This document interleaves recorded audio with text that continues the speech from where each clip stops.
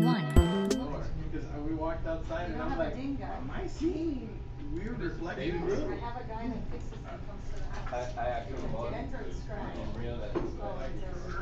Because I, in our community, one day did not wait for the gate to go down, so the truck was in there. And it went, no, no, that person. No, they will sell it. Oh. Just have the rest. Thank you. I got no things. The bar came like this. You know, the bar comes out after every car. Snacks. And yeah, I was, yeah, I think I might have been. We're live on YouTube. And it came and I was like, I wonder if that left him on. When I got here, I looked and I was like, oh, it's gonna make me crazy because it's right on the ridge of the hood. And the guy came and picked it up.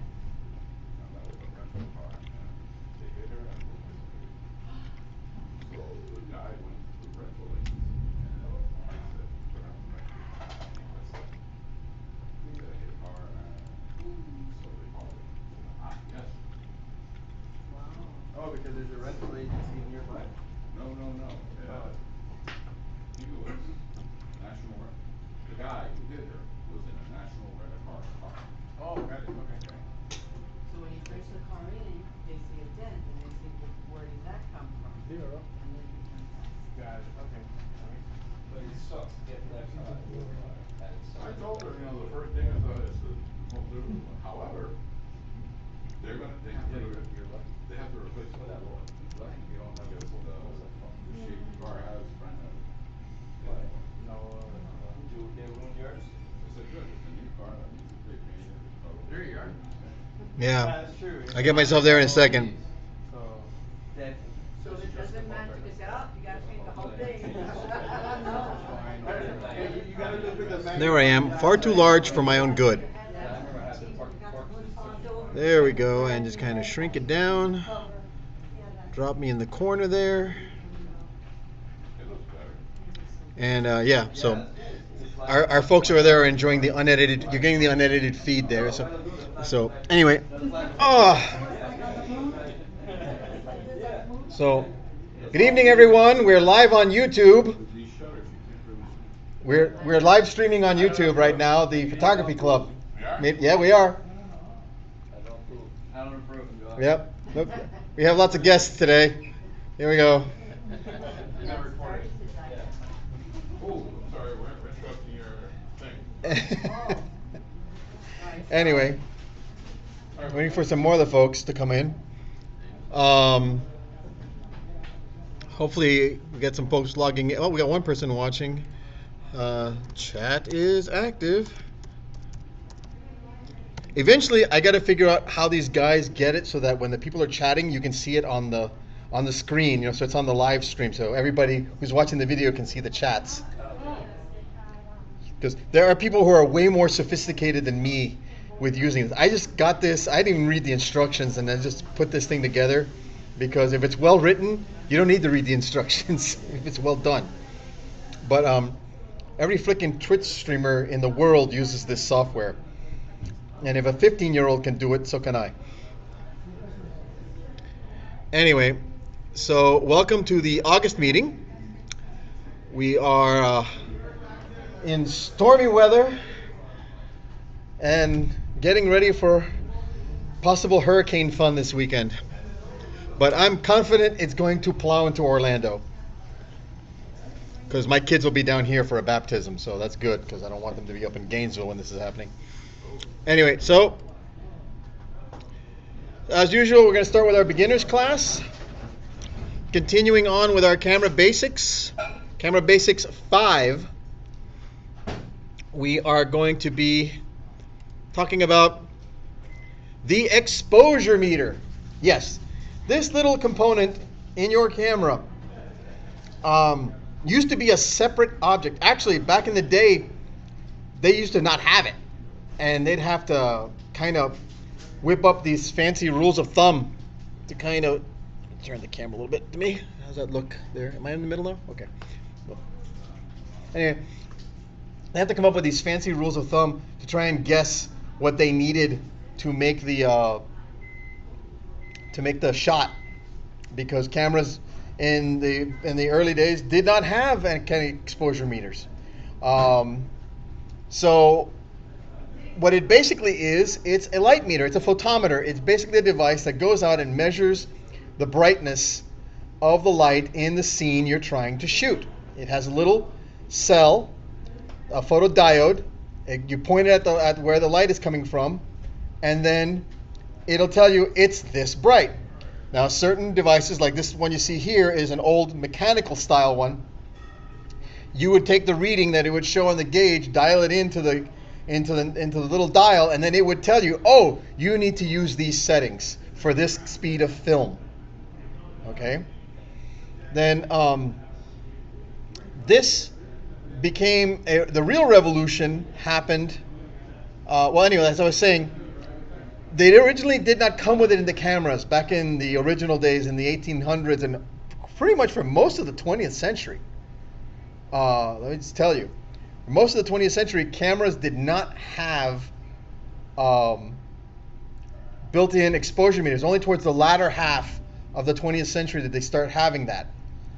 And like I said, a lot of photographers developed rules of thumb, the most famous of which is called the sunny 16 rule.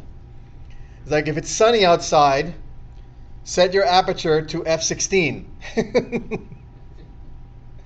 And that was the rule, and you kind of ran with it. Okay. After that, you would do darkroom tricks to try and rescue the images, because it was a hit or miss, and it was because of and strangely enough, just a little history. It was because cameras did not have an exposure meter built in that led to the birth of 35 millimeter photography. Weirdly enough, this is one of those weird connection things. So remember, I'm telling you, cameras did not have exposure meters, and they didn't have the electronic ones yet.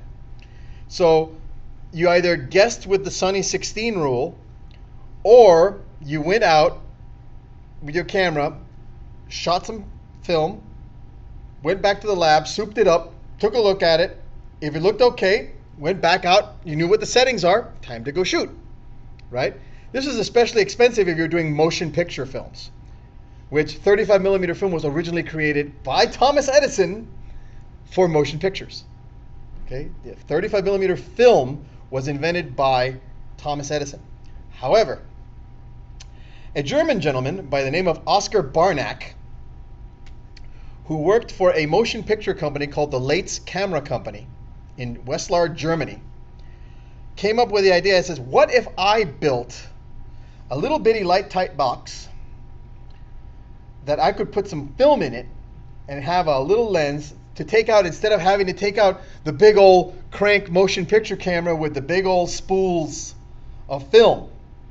So I could just go into the dark, the store, film storage, grab me a piece of film, load it up in this little box, park it with me, go out to where I was going to do the shoot today, take some exposures with different settings, bring it back, soup it up in the lab, and I know if it's good, right?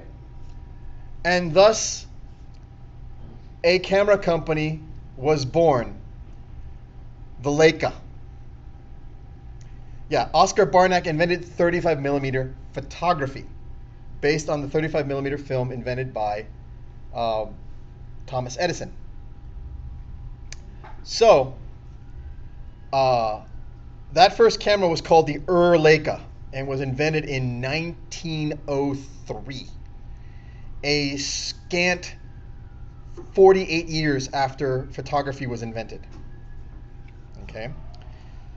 Subsequently, the electronics revolution happened and the exposure meter was created. So you would have this pocket gadget that you would use to measure your light. It would tell you what you calculate what you need to do, set it on the camera, snap, snap, snap, snap, snap. We're in business. Then, clever folks on both the Asian and European continents figured out how to shrink this and stick it inside the camera. So it would give you a reading inside the camera so you know what to set, so you wouldn't have to carry two things. Eventually, they got it to the point where it would integrate completely into the camera and actually direct the camera's actions, which is the automatic modes we know and love today. Okay? Almost all modern cameras, film or digital, have now have built-in exposure meters. It's there, you don't even know it's there because it's doing the work for you. It's not telling you the gory details unless you want it to. The only exception to this day are view cameras. As you can see, that big old Toyo 4x5 inch camera. The film on it is literally 4 inches by 5 inches. And its larger cousin is an 8x10 view camera, where the film is literally 8 inches by 10 inches. Think about that. A sheet of film 8 inches by 10 inches. So this is where we got the 8x10 print from, because you would take that negative, put it on top of a sheet of photographic paper. No darkroom needed.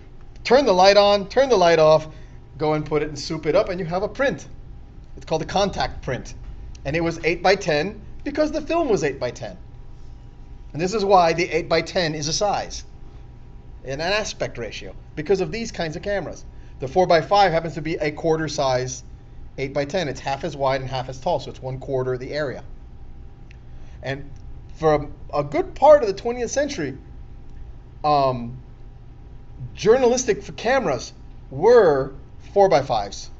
The Crown Speed Graphic, very famous camera, and you would always see it. If you go watch some old black and white films and you see the photographers with these like folding bellows cameras with the flash bulbs and stuff like that, those are Crown Speed Graphics. And you can still pick them up used today and they are still functioning. I met a gentleman, he was a photographer. I think he was like getting close to 80 years old. And he was always at the trade shows in New York, and he was always there with his Crown Speed Graphic taking photos. He was a feature of the, you met him outside. You didn't have to go into the show, you could just meet him outside. He was really cool. Really cool dude. Anyway, so now the built-in exposure meter is what guides the camera's exposure settings in the automatic modes in all modern digital cameras and film cameras as well. Okay? That it's so integrated that it feeds directly into the control computer inside the camera. So all you have to do, when you set your automatic mode, the way the camera makes the decision is based on the readings that come off of the exposure meter in your camera. Okay? In an SLR and DSLR, it's a discrete unit mounted up in the prism, in the viewfinder prism. With mirrorless cameras like that Nikon Z6 you see up there, hope you can see it, okay, it's actually integrated into the sensor. You're actually, in mirrorless cameras, you're getting the exposure reading straight off the sensor, not off of a dedicated unit, which is one of the advantage mirrorless cameras have. Is not only do you get the sensor reading from the imaging medium itself, not from some third-party device, you're also getting it along with the exposure information so that the electronic viewfinder can actually preview the exposure before you take the shot. So the viewfinders in mirrorless cameras will actually preview the shot for you. So if the shot looks dark in the viewfinder, it's really dark, because most of the time the ISO compensation will kick in and you will still see in the viewfinder stuff that you can barely see with your own eyes. That's one of the advantages of mirrorless. Yes, all kinds of fun noises tonight. Anyway, carrying on. So the exposure meter there are 3 general modes in which it works, which you can set. There's actually controls for you to set it. There is the matrix or evaluative metering mode, which is symbolized by the image on the left up there. It's that one where the whole scene is square. There is the center weighted, which is the shot in the middle, which has got that red blob in the middle. And then there's the spot metering mode, which is the image on the right. The red in those examples is showing the area being examined by the metering system. Okay? Now, why would you have this? Why wouldn't you just use the whole scene every single time? Well, matrix metering is really the one that people use 90% of the time. Okay? And if you're using a smart device like a smartphone, it's really the only choice you have. Okay? What this does is that it will it'll break the scene in action into sections. It'll break it into the four corners and the middle in 5 general areas. And then it will weigh the exposure values from those 5 areas, and using an algorithm, it will decide what is the best settings to use to try and evenly expose the whole thing. They're very good, but they're by no means perfect. Okay? They can be fooled. For example, if you are you're in a dark scene and you have someone who is lit by a very bright light, that evaluative, like someone on stage, that evaluative metering system is going to take that person that's brightly lit and try and balance them with the absolute blackness surrounding them, which will make them look like they've been set on fire. The person will literally look like they've been set on fire, or they're blazing like an incandescent light bulb filament, because there's not enough dynamic range to pull that off. Okay? You remember from the description, dynamic range is the camera's ability to see details in the bright parts of the shot and the darkest parts of the shot at the same time. Different cameras have different capabilities in this respect. Okay? So, here's an example of a shot taken with evaluative metering. Notice that we have some dark areas, we have generally some light areas, and because most of the areas are light, the exposure for the darkened areas got darkened a little more. So that's casting a shadow there on the bridge. But the facial shadows on my son are not so dark that it obscures his features. So this is an example. Here's another example of evaluative metering, where you have lots and lots of light sources coming from different directions, and you try to balance all of them at the same time to get a nice even shot. Okay. Now the next mode we're going to talk about is center weighted metering. Okay. It only considers the light coming from the middle of the scene. Like say the middle, I'm going to say the middle third. Like remember that preview I showed you, like that ball right in the middle of it? It's only looking at that area. Now, why would you do that? It's because maybe you want to you have a scene where the center is much brighter than the outer parts, and you don't really care about the outer parts so much as you want to make sure you get that center correctly. But you don't want the outer parts to interfere and then overexpose the middle parts. And it's something you're going to be doing fairly regularly in a scene, so you would have to flip the mode to do it. It's not something, it's a setting that it's not a set and forget thing. It's set and don't forget you have it on, because it will affect all your photographs from here on in until you turn it back. Okay? If your camera has programmable buttons, that some of them do have function buttons that can be programmed, you can program one of the buttons to flip between the exposure modes quickly, so you can just, like, while you're looking through the viewfinder, flip between the ones, and you can flip between the different ones, and you can use that to quickly adjust for whatever conditions you need to do for the shot. Okay. Here's an example of where, the other thing you can do is there's a control on the back of some cameras called, it's usually listed as either AE or AE lock. That stands for auto exposure lock, because normally when you depress the shutter button halfway on your camera, it starts to meter.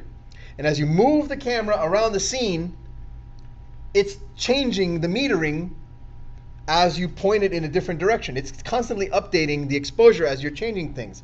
Why? Because you could be photographing something that has changing lighting conditions, like a stage show.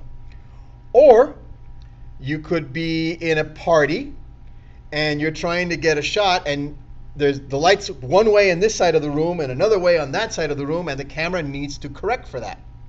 So when you half press the shutter, it is normal for the camera to be updating its exposure fairly constantly while you're doing that. But what if you have a situation where the subject is in kind of a tricky lighting situation, but they're not in the center? You want You want to really expose on your subject, but the subject's not in the center, but you're center weighted. Some systems have a fancy schmancy joystick control that will let you move the focus point to your subject, and the center weight will follow the focus point. But more primitive cameras, what you do is you use the AE lock button, where if you press that button, it's as if you did a half shutter press, but instead of constantly being updated, it stops, it freezes the exposure you just took. So let's say, for example, your subject is off center and they're well lit, but in the middle it's got a different exposure and you want your subject to be exposed correctly. So you would, similar to the technique known as focus and recompose, where you get the focus and then readjust without letting go, you readjust the shot. You would point at your subject, press the AE lock, recompose the shot, and then press your shutter without letting go of the AE lock button. It's usually on the back. It can be done by your thumb. Some photographers go to the extreme of disabling the exposure control on the shutter release and using it exclusively on the back, where they will boom, boom, boom, boom, boom, and then take the shot. And they will use the one in the back to control their exposure. Okay? But that's a technique, and you have to practice it. That requires a lot of muscle memory to be able to handle that. Okay? Here are some examples of that. For example, my shot of half dome. So you notice that half dome is very bright. And if I had done evaluative metering, all of these foreground elements and negative space in the front would have tried to have balanced the exposure between those trees and branches, and it would have made half dome and the sky be totally blown out, where I was really more interested in half dome and the sky and the clouds. Okay? Where I was counting on using the tree and the big trunk there as framing elements, and I didn't want them to have that much detail. I wanted them to be dark. So by using center weighted metering and that focus and recompose style technique of boom, AE lock, and then recompose the shot and take it, I got the balance I wanted for the background to foreground. Okay? Here's another one. Again, the waterfall was very, very bright, but I wanted some of the details up to the right of it. So I actually exposed that area up there, not perfectly, because I did have some compensation dialed in. Remember from last month we talked about exposure compensation, where you manually introduce a bias to the meter. That was in the advanced class last month. Okay? So I was able to capture a little bit of detail up in the upper left-hand corner of the shot without blowing everything out of proportion. Okay? And then the last metering mode is the spot metering mode. Spot metering only considers the center 2% of the display of your viewfinder. That's the only part of the shot that's being metered. Usually, this is reserved for stage work or areas where your subject is going to be very brightly lit compared to the background surrounding it. Okay? It could be stage work. It could be other things. Well, here's an example of something from a Jazz Roots concert 2 years ago. I was lucky enough to be picked by UM to shoot the concert. And even more lucky, I was given the 800-pound gorilla treatment for the show. I lost you both on that one, don't you? So How come I didn't get the invite? I sent it to everybody. Come on in. So Donald didn't tell me. yeah, we're live too. We're live on YouTube. I told him it was tomorrow. Anyway, So now it's just getting interesting. so So what happened is that the 800-pound gorilla treatment comes from the joke, where does an 800-pound gorilla sit? Any place he wants. So when a photographer is given the 800-pound gorilla treatment, where can he take photographs? Anywhere he wants. In this case, I was even allowed to go on stage during the performance. That's pretty cool. Yeah. Mind you, this was at the Gussman Hall at UM, not at the Adrian Arsh Center. They'd kind of get the Adrian Arsh is kind of funny about that. They have a tank in the back for the photographers because they've never heard of silent mode on cameras. So not only do they stick you all behind, they stick you 10 to 12 feet behind the last row of seats. They stick you in a room that's got inch-thick smoked glass in front of it. So just to cut down on the amount of light you can see, because they said we don't want your flash to annoy the patrons who pay a lot of money to be here. And I'm like, you do realize that we can't use flash, especially from back here, because we would basically start burning down the walls, considering the amount of light we'd have to pump out of that place, and it would bother everyone because it would look like somebody's turned on a lighthouse in order for us to be able to light the stage from back here. This is when I introduced them to the concept of silent cameras.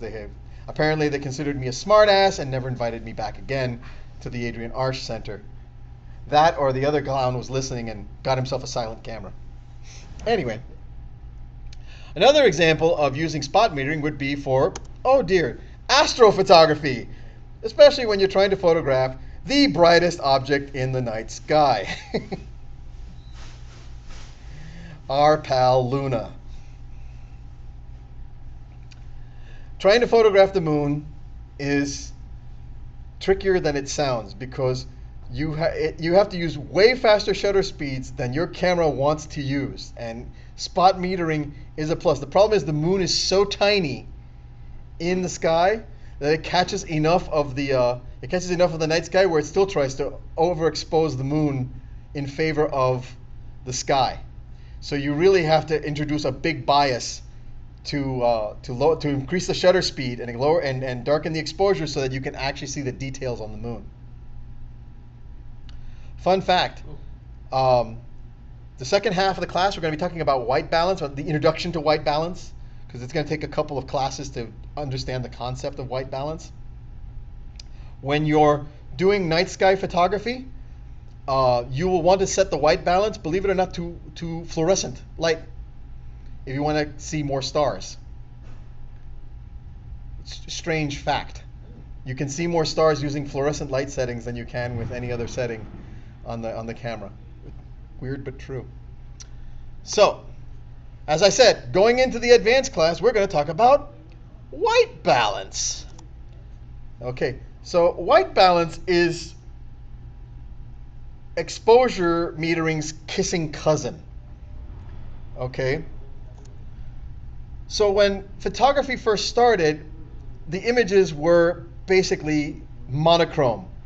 Whether that chrome was selenium for grayscale images, or sepia for the light brown images, or cyanotype for the bluish images, it still was just one tone, one color.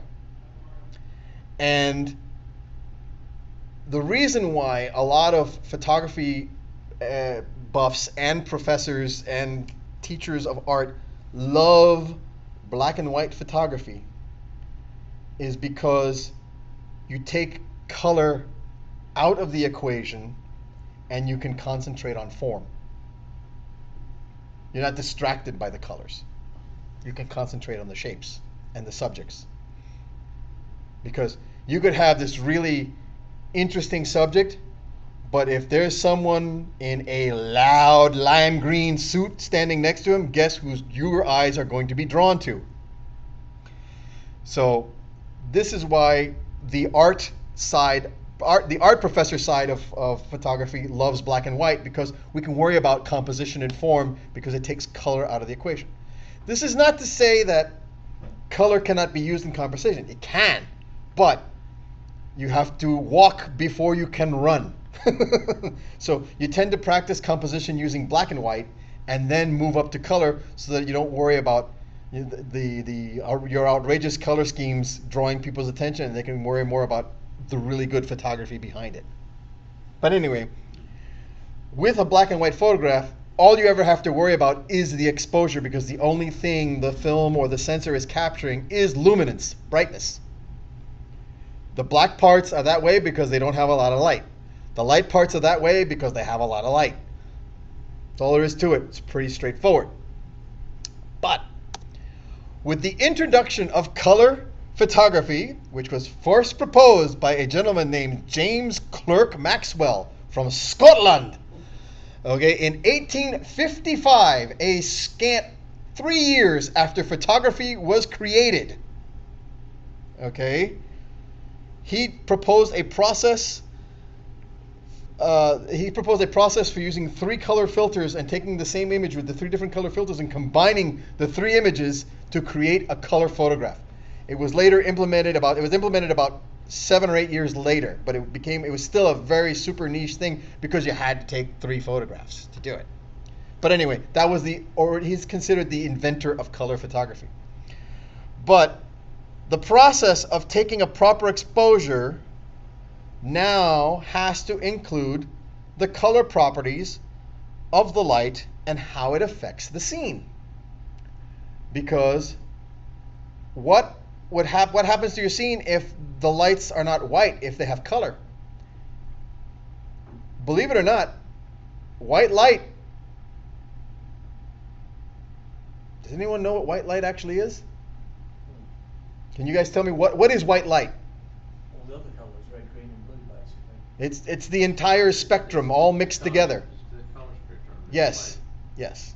However, Light is an absence of color. yeah, right. Unless you're Renoir, and then it's the queen. Okay?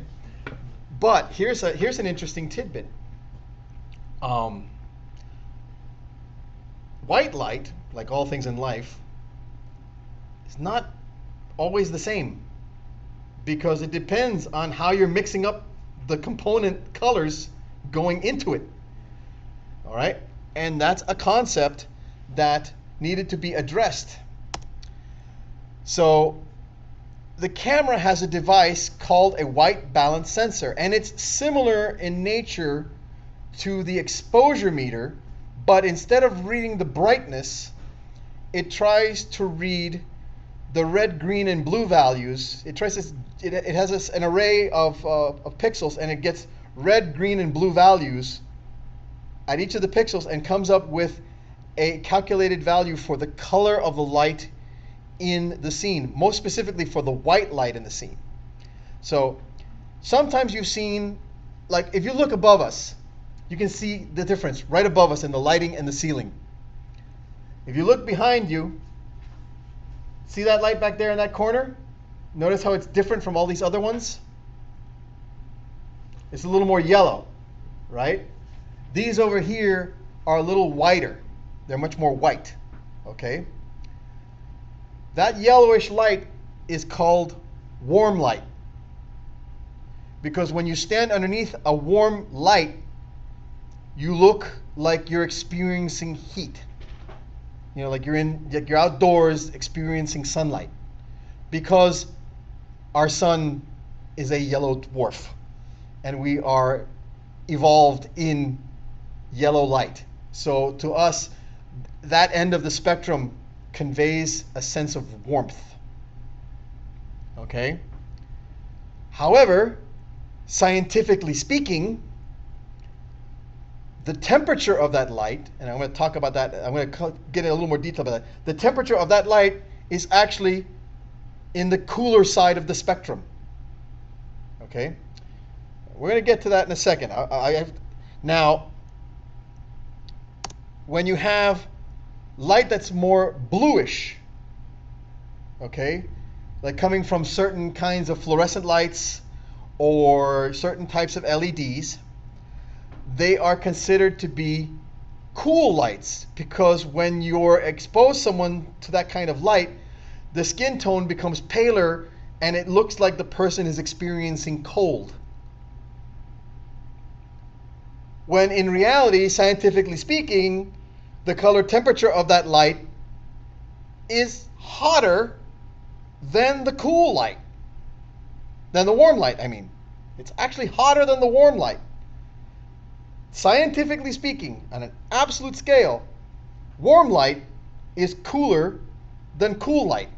Cool light is hotter than warm light, because the term warm and cool is conveying an emotional response to the light. It makes me feel warm. That color of light makes me feel warm. That color of light makes me feel like it's cold. You know? When you see these pictures of models and they're wearing like these white outfits on a white background and they look like they're in freezing cold, and you wonder why details are missing from the shot that is usually appears in cold. Work with me, boys. Work with me, boys. With the fairer sex. Okay, sometimes you notice things when it's cold, but sometimes when they do these photographs, those details are missing, and it's not because they photoshopped them out. It's because the woman is not experiencing cold. It's just cool colored light making her look like she's cold instead of actually being cold. So there's no physiological reaction to cold happening. I'm trying to say this without offending the female members of our audience. Okay, but let's face it. It doesn't happen as much with us as it does with them. We have other problems. Anyway. But it's actually an emotional response. The scientific measurement of color temperature. And in part 2, I'll go into a little more long hair discussion as to what this actually means. But color temperature is literally measured in degrees Kelvin, the absolute scale. You know, absolute zero. Okay? So, and you can actually see this, believe it or not, when you go to Home Depot. So if you go to buy light bulbs at Home Depot and you look at the label, if it says soft white bulbs are warm. And right next to it is going to be a number. It's going to say like 2700 K. That's the color temperature of the bulb. And you'll find the warmer, redder, orangey lights are going to have lower K numbers than the cooler lights, which are daylight or bright daylight. Okay, they'll have higher ones.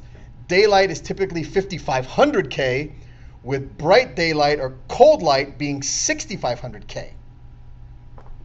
Okay, this is degrees Kelvin. This is actual temperatures. Okay, now where does that come from? Tune in next month and I'll explain, because that's a little too much for this thing.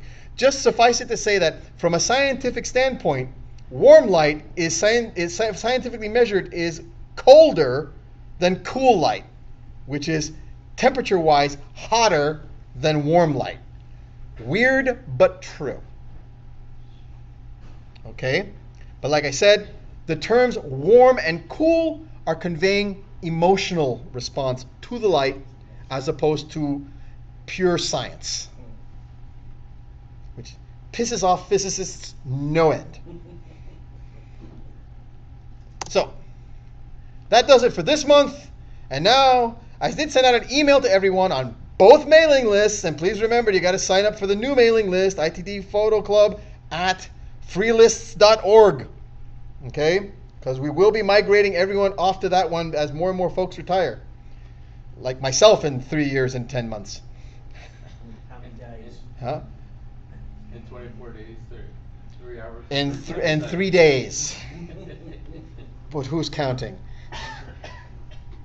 Anyway, I did send out an email today recapping the previous 6 challenges. So you guys can play catch up. You've been goofing off for half a year, most of you. Okay? Now, if you don't want to do the selfie one because you've done the selfie one before, that's fine. But I always invite you to retry some of the older challenges, because that way we can compare what you did before with what you do now to see how much you've grown as a photographer. Assuming you've been out practicing, you know.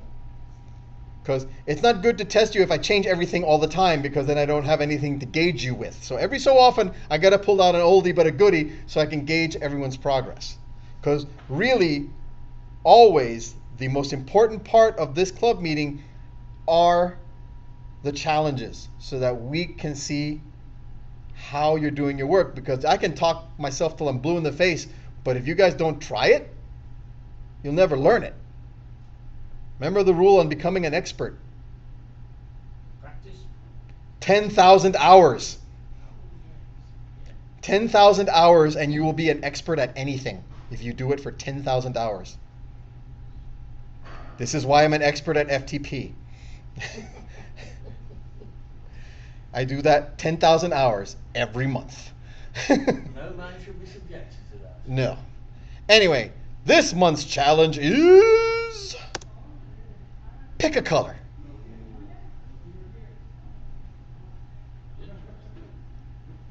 Shoot a scene that highlights a single color.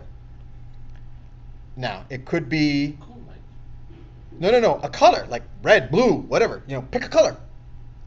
But it has to be the subject of the scene. Okay? In this case, I picked orange. And here's okay. It doesn't have to be the whole scene, but it has to be the subject of the scene. In this case, my whole scene is actually black, but with orange. You see? Now, in this case, it was all done by lighting, not under my control, but conveniently available for my use. So that wasn't shot through a filter? Nope, and I did not do Photoshop on it. This was actually a live stage production at the International Ballet Festival about 4 years ago. So that's what we got for that one. So now let's switch over to, let me switch browser pages here and switch over to the other scene. Hang on, I gotta go to studio mode, load up scene 2, kind of move this around a little bit. Hang on,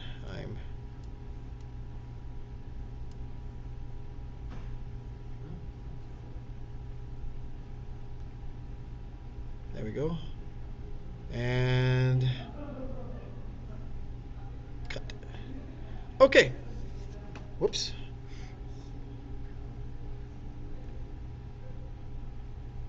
That's interesting. I don't know why I did that.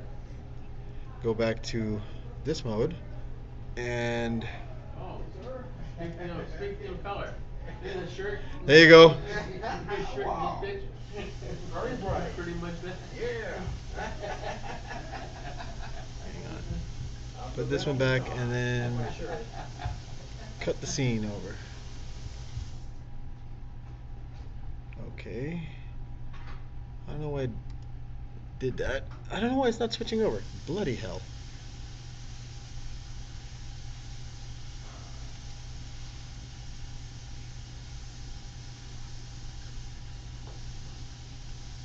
It's being difficult at me. I'm not happy about that.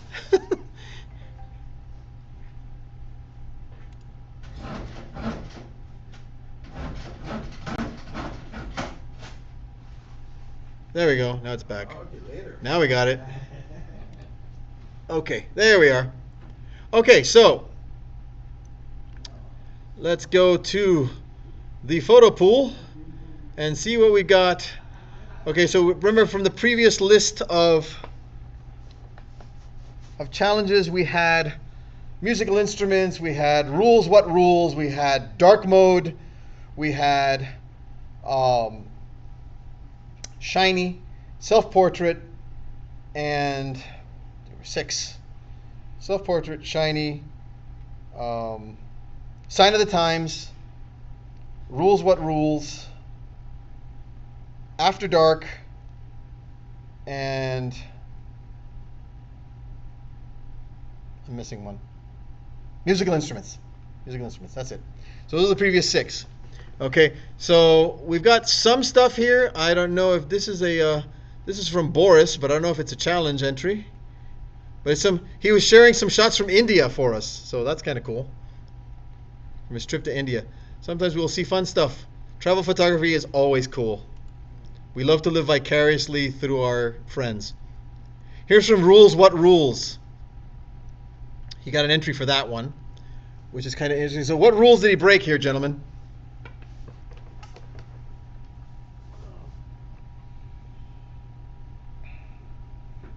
Where's the subject? Yeah, I'm not It's very hard to tell. not sure what I'm looking at. Well, it's a dead fish. Oh, right.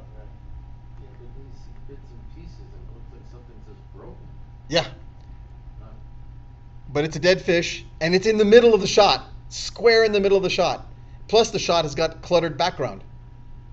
There's not a lot of contrast between the subject and the background. Like you guys said, you had a hard time figuring out that this here, that fish right there, is the subject. So that's the rule he broke. So don't center it?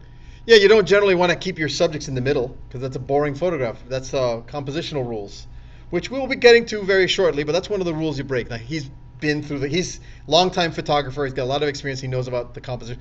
There's a rule in composition called the rule of thirds, which, if you really want to get into the scientific background, is related to something called the golden mean, which is from calculated using Fibonacci squares.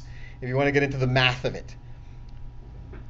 The easiest way to say to apply it to your photography is go into your camera settings, and if it gives you an option to display a 9 square grid, like a tic-tac-toe board, in your viewfinder, that's the rule of thirds, because it divides the screen into thirds, horizontally and vertically.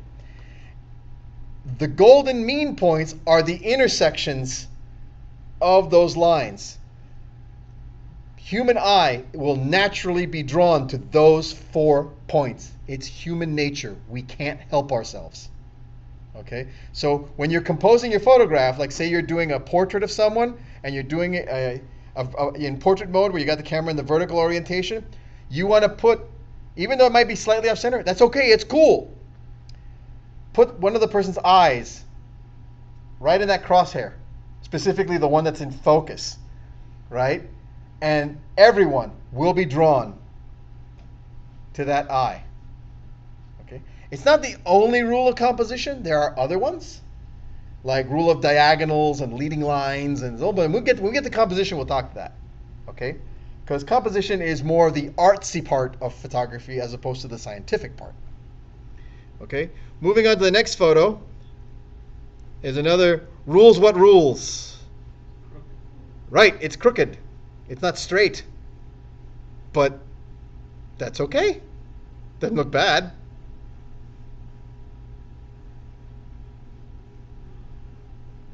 Kind of interesting. What I would have said would be, he left the horizon in there, up here.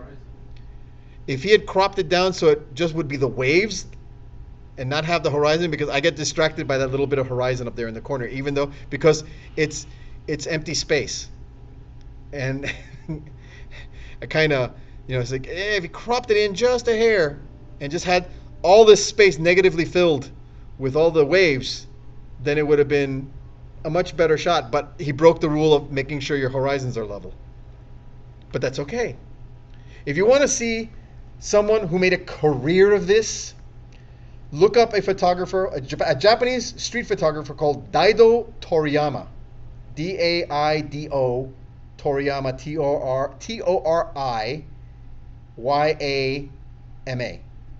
He's a street photographer, still alive, and been shooting since the early 70s. And he's famous for doing street photography without looking through his viewfinder. So he'll cut heads off. He'll have the shots are all at the wrong angle, and his stuff has been hanging everywhere. It's amazing. I got one of his books on how he does it, and it's an interesting read. Daido Toriyama. Okay? So here's one of mine, just as an example of what not to do. And if you read the title down at the bottom, you'll see what the problem is. I shot fireworks handheld. Now, how did I do that? Well, one of the tricks to doing that is to, even though you're taking a longer exposure, set the camera to high-speed continuous release so that while you're doing pop, pop, pop, pop, pop, pop, pop, even though the shots are taking a little longer to do things, you will at least be at one point where you'll catch it between a breath. And because the most of the time when you're doing handheld is because you're not made of granite. You breathe, you move, you get a muscle twitch, your kid bumps into you, you step on something, right? Or your wife sees something and leaps, You know how it is. Or you see something and leap. It's a fair world. Okay, there's stuff that scares the crap out of us too. Okay. Anyway, it's when I see stuff in my peripheral vision, because since I have weak peripheral vision, whenever I see something moving in my peripheral, I tend to jump, which scares the crap out of my wife when I'm driving. Anyway, but in this case, you try and brace, you try and hold as best you can, you try and hold your breath as best you can, but sometimes you can't do it, and especially on a long exposure. So what you'll do is pop, pop, pop, pop, pop, pop, pop, pop, and you might catch one in between the jitters, and then you've got a shot. So that's the way to break the rule and not break the rule at the same time. My 3 shots were basically all the same thing, but I managed to get some decent ones. Yeah, that's over at the Mikasuki Hotel at the end of at Chrome and 8th Street.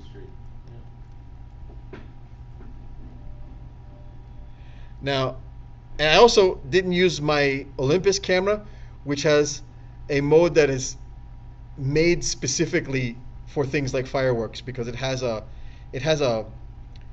something similar to a long exposure mode, but what it does is that it takes a base shot, and then based off the base shot, it looks at the image as it's staying open for seconds and seconds and seconds and seconds, and it doesn't re-expose the base shot. It just adds extra light, any extra light that shows up. So you basically have all of your once you get the exposure right for, like, say, the buildings and something like that, the fireworks will come in exposed correctly, and the buildings won't turn into this set of flares because they've been exposed for so long. So it's kind of a cheat. It's great also for doing like the light streaks on streets and stuff like that, because you can actually get the buildings evenly lit, and then the light streaks will just keep adding and adding and adding and adding, but the buildings won't get overexposed. It's especially cool if you do it if you set it up on a tripod and you start it at, like, say, the blue hour, where there's some blue sky still that can be seen, and then right before the sun sets and the lights come on in the building. So you'll start with the blue sky of blue hour, but then you'll have the building lit up from the inside with all of its lights, and the cars streaking by, leaving light trails. And it makes for interesting photographs. But it's reserved for Olympus cameras. Only Olympus cameras can do it. It's a custom function of theirs. But it's neat. If you ever pick one up, it's a neat thing to play with, especially if you like to do that kind of photography. Carrying on. Well, we got Elaine with some musical instruments. Yay, Elaine. Hopefully she watched the videos. Anyway. Nice use of light and shadow on this one, I think. The previous one is, okay, so this is a compositional technique called leading lines. The problem with it is that she used it in the wrong direction because it's drawing our vision up here. Notice how you're drawn to this because of the lines of the guitar. I did this shot as well a long time ago, and the trick to these kinds of shots is, one, you got to have the tie down bar here at the bottom of the shot, and then the angle so that the fret bar is by about here in the middle third. Okay, it could be at an angle, but you really want to bring it down so that this, remember I told you about imagine drawing a tic-tac-toe board across the 1/3 marks here. You want to have this point to be right about here. Notice how you were originally drawn to this spot right here, and then all of a sudden the lines drew you up this way. So this was golden mean drawing you in first, but then the leading lines drew you away. By using golden mean and leading lines, you can actually tilt it, put the head of the fret bar over here, and have it come all the way down to here to the bottom, and it will pull you right to there. You can't stop yourself. And then if you put some subject matter behind it at that point, you can't help but look at it. So that's part of the compositional techniques there. But that one's okay. I like this one better for its lighting. This is a good use of light and shadow. And now, remember I was talking about color versus black and white? See, now we know that the guitar is actually brown, right? Where here it wasn't an issue. It was just a guitar. It was a shape. Now all of a sudden you got this giant splash of brown in the middle, drawing your attention. See what I'm saying? See, like, this would be a good candidate for pick a color. if she puts it on a if she got rid of like the carpet and just had like the white walls or whatever, kind of, that would be her pick of color. This could be a pick of color if she like adapts it. Okay, but like I said, this is what I was talking about, where color can be a distraction as opposed to the pure form of a black and white. But in this case, the shot's a little bit busy. There's too much going on. The reflection is cool, but then I've got this rug here that's kind of cool. I'm looking at the rug more than I'm looking at the guitar. Again, had she scooted this, what is the name of that stupid hole? I forget. My son would tell me, he plays guitar. If I were to move this to right about here, it would be the center of attention. The acoustic hole in the guitar, if it was here, right here. Here's where the golden mean is. I'm looking at this line right here is what's drawing my attention. Okay? So, going on, this is her entry for shiny. That it is. That it is. And the reflections on the bottom too. Let me kind of scoot that up a little bit. That one was very good. And not as shiny as the other one. It's just brightly lit. This one I wouldn't call it shiny. I was looking more for like reflective, chrome kind of things. Again, also this was a stretch because this is not exactly shiny. Not exactly, like I said, I was looking for reflective materials. That's what more I was looking for. And this is one too many. Remember, limit 3. And to be honest with you, I don't see anything really shiny there. And her selfie. I like the adaptation of it. This was a good. See what I mean? I remember her first selfie, and it wasn't this clever. And now she went back to it, and she revisited it, and she tried something a little different.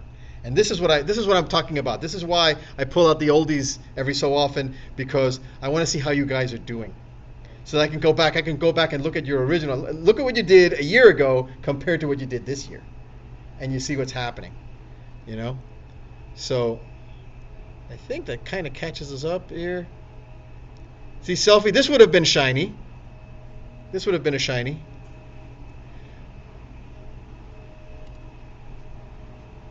And Bob, here you go. It's one of yours. Shine at last. Yes, you made yours at last. I just would have said I would have cropped this in a little tighter, to make the guitar more of the subject. Just about 30% more, Right. or take like 5 steps towards it if you could. Right. Based on what I see down here, this was a bit of a crop as it stands, Right. because I can tell because the grass is looks very abstract at this point. On my screen, look at the grass looks a little abstract. But like I said, if you tighten it up to like that, Oh, okay. Right. see how much more. Now it's the subject, Right. okay? Because here it happens to be in the middle of everything. But even you didn't have to prove to me that it's a fountain. I believe you. You didn't have to show the whole pedestal. Just by showing there, it's implied that it's a fountain. Cool, we got this. So yeah, but it's still a good shot. But like I said, a little tighter crop, and you would have been perfect. Okay. Merv, I guess this is his shiny. She certainly has shiny bits. Okay, see what I was talking about? Well, this is what Candido did for the musical instrument. Yeah, he got the right idea, but he needed to pull it down more so that the leading lines, in this case, the leading lines are actually now pulling you towards the tie-down bar. See where because the fret bar is out of focus and off the scene completely. There's nothing to see over there, so it's actually now pulling you down as opposed to Elaine's where you could see the end of the fret bar and it was in focus, so the lines were pulling you towards it. By using bokeh, the out of focus parts of the image, Candido isolated the subject matter from the background and you're led to it. Now, like I said, he got it kind of on the middle line, in the middle here.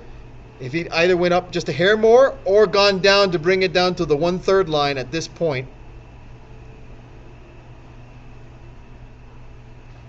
he would have had a little bit better composition.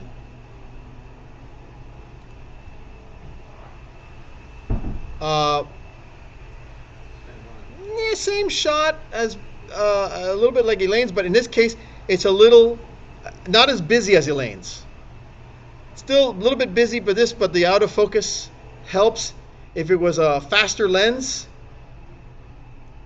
he would have had a much better out of focus, much better separation of the subject from the background. Okay. Now, in application to today's advanced class, what kind of light is this? Warm light. It is warm light. It is red yellow. Look all around. Look all around. It's red, yellow. Everything looks kind of reddish. Okay. Now, the reason why that happened is because the white balance sensor in his camera got fooled by the black of the guitar. So, in the second part of when we talk more about white balance, we're going to talk about how we can make manual white balance adjustments. You can either, if you're shooting raw, you can do it in post, or if you're doing a JPEG, you can use something called an 18% gray card or a color checker. If you want to buy a color checker, it's a little gadget from Data Color, and it's like a little flip card that has an entire array of color swatches. And then you can go back and use that to edit the shot and correct for that color. So what you do is you have the model hold the thing up, you take the shot with it, and then you can come back and edit using that as a guide, and the other shots, you can adjust the other shots using that as a guide, as long as your lighting didn't change. Other ways of doing it is doing a custom white balance inside your camera, and that varies from camera to camera, where you'd use put the 18% gray card under the lighting, and then take a picture of the 18% gray card, and then tell the camera, use this as my white balance. And then, as long as the lights don't change, you're in business. It could even be, it doesn't even have to be an 18%. If you want to be a purist about it, you get an 18% gray card. You can buy those at Pittman. They sell them for like $2. The color checker, actually one side is 18% gray and the other side is the swatches of color. The trick is you have to focus in on it and say, that's what I want to use. Now, if you don't have one, you can get away with it if like you're at a dinner party or something like that, and the lighting won't change until they start dancing. You can do it with the dining room cloth, the tablecloths. Take a photograph of the tablecloth that's being lit directly by one of the overhead lights, and you'll get a good sample white balance. Okay. Okay, so this one, remember I was talking about the leading lines? He's a little bit better. Now, remember we're talking about rule of thirds? The rule of thirds is kind of landing us right about here. So he's close on the rule of thirds. Because you notice how you want to look here? Just for some strange reason you want to look there. Because there's something here and it's close to that intersection of the two lines. Right here and right here. It's like this little corner right there is of extreme interest to everyone. Unless you're not human.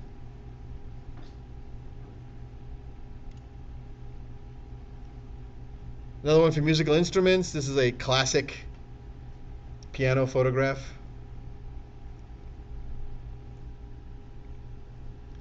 Again, using bokeh and leading lines to bring you to this key right here, which is right at the golden mean. Right there. You see how the leading lines just drew you here. You don't look at this one, you look at that one. You guys can see the cursor, right? Yeah, okay. I'm not like talking like an idiot. There's a shiny. That's actually a shiny. but it's I don't know. Maybe tightening it up a little more. Okay, there's a good one. That's a good shiny right there because it's overwhelmingly the subject. I would have maybe gone back and moved that distraction out of the shot and taken it again. But you see what I'm saying? See, this would have been great, except for that, right up there. See, either try and do a crop, but he didn't have a lot of room left to crop, or take the shot again and move the bottle of soap.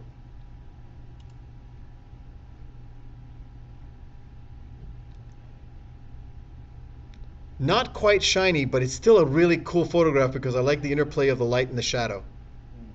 This would have been great for a light and shadow subject test, for a challenge of light and shadow.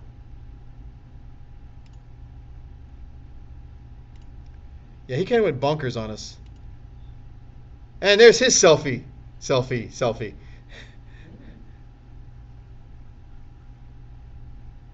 I see everyone's getting the hat.